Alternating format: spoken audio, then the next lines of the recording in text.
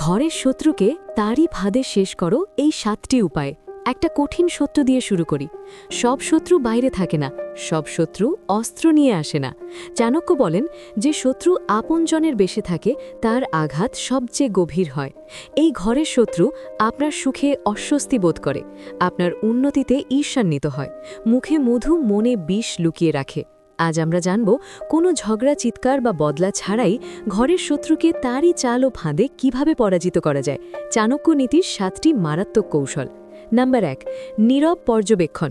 শত্রুকে আগে বুঝো, পরে জয় করো। চাণক্য বলেন, যে শত্রুকে না বুঝে প্রতিক্রিয়া দেয় সে নিজেই নিজের সর্বনাশ ডেকে আনে। ঘরের শত্রু কখনোই সরাসরি আঘাত করে না, সে আঘাত করে কথার আড়ালে, পরামর্শের নামে, ভালোবাসার অভিনয়। তাই প্রথম কাজ, নীরব হও, তার আচরণ লক্ষ্য করো। কে সামনে কি বলে, কার পিছনে কি বলে, মনে রাখো। মনে রেখো, নীরব মানুষই সবচেয়ে বেশি তথ্য জোগাড় করতে পারে। নাম্বার 2, নিজের দুর্বলতা লোকাও। আবেগ দেখানো মানেই হার। ঘরের শত্রু একটাই জিনিস খোঁজে, তোমার দুর্বল মুহূর্ত, তোমার ভয়, তোমার পারিবারিক কষ্ট।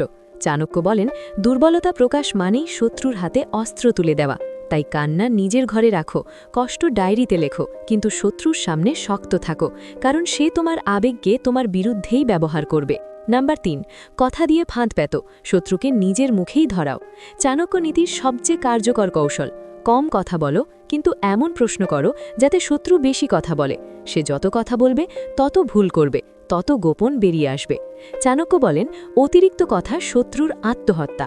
নাম্বার 4, রাগ দমন করো, ধৈর্যই শত্রুর কবর। ঘরের শত্রু চায় তুমি রেগে যাও, তুমি পরিবারের সামনে ভুল করো। চাণক্য বলেন, রাগ হলো শত্রুর সবচেয়ে প্রিয় অস্ত্র। তুমি শান্ত থাকো, সিদ্ধান্ত দেরিতে নাও, প্রতিক্রিয়া কম দাও, সময়ই তাকে উলঙ্গ করবে। নাম্বার 5, তার কৌশল তার বিরুদ্ধেই ফিরিয়ে দাও। ঘরের শত্রু সাধারণত বদনাম করে, বিভ্রান্তি ছড়ায়, একে অন্যের বিরুদ্ধে লাগায়। তুমি সত্যে স্থির থাকো, নথি, প্রমাণ, কাজ সব প্রস্তুত রাখো। চাণক্য বলেন, মিথ্যার আয়ু অল্প, সত্যের সময় লাগে, একদিন সে নিজেই ধরা পড়বে। নাম্বার 6, নিজের অবস্থান শক্ত করো। শক্ত মানুষকে কেউ সহজে আঘাত করতে পারে না। ঘরের শত্রু তখনই সাহস পায় যখন তুমি দুর্বল, অর্থে, আত্মবিশ্বাসে, সামাজিক সম্মানে। চাণক্য বলেন, যে নিজেকে শক্ত করে তার বিরুদ্ধে ষড়যন্ত্র ভেঙে পড়ে। নিজের দক্ষতা বাড়াও, নিজের মূল্য তৈরি করো, নিজের সিদ্ধান্ত নিজে নাও। নাম্বার 7, শেষ আঘাত, নীরব উন্নতি, প্রকাশ্য বিজয়। সবচেয়ে বড় শাস্তি কি জানো? অপমান নয়, বদলা নয়, কি? নীরব সাফল্য। যেদিন তুমি স্থির হবে, সফল হবে, সম্মান পাবে, সেদিন ঘরের শত্রু নিজেই হেরে যাবে। চাণক্য বলেন, শত্রুকে হারানোর শ্রেষ্ঠ উপায় তার সামনে নিজের উন্নতি। সব শত্রুকে ধ্বংস করতে হয় না, কিছু শত্রুকে নিজের লোভে, নিজের ঈর্ষায়, নিজের কৌশলে নিজেই ধ্বংস হতে দিতে হয়। মনে রেখো, চাণক্য নীতি শেখায় বুদ্ধি দিয়ে যুদ্ধ যেত, রক্ত দিয়ে নয়। একটা কথা মনে রেখো, সব শত্রু তোমার বিরুদ্ধে অস্ত্র তোলে না, কিছু শত্রু তোমার ঘরের ভেতনেই বসে তোমার পতনের অপেক্ষা করে। চাণক্য বলেন, যে শত্রুকে তুমি চিনতে শেখো সে আর তোমার সর্বনাশ করতে পারে না। আজ যদি তুমি কম কথা বলো, নিজের দুর্বলতা লোকাও, রাগের বদলে ধৈর্য বেছে নাও আর নীরবে নিজেকে শক্ত করো, তাহলে বিশ্বাস করো, ঘরের শত্রু একদিন নিজের ফাঁদেই আটকে যাবে, কারণ তুমি লড়াই করনি, তুমি বুদ্ধি ব্যবহার করেছ।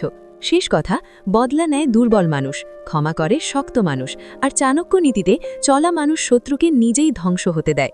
ভিডিওটা যদি চোখ খুলে দিয়ে থাকে, লাইক করো, কমেন্টে লেখো চাণক্য নীতি, আর এমন বাস্তব জীবন শিক্ষা পেতে চ্যানেলটি সাবস্ক্রাইব করো, কারণ সামনে আছে আরও এমন সত্য যা সবাই বলতে সাহস পায় না। ভালো থাকবেন, সুস্থ থাকবেন, বাই বাই।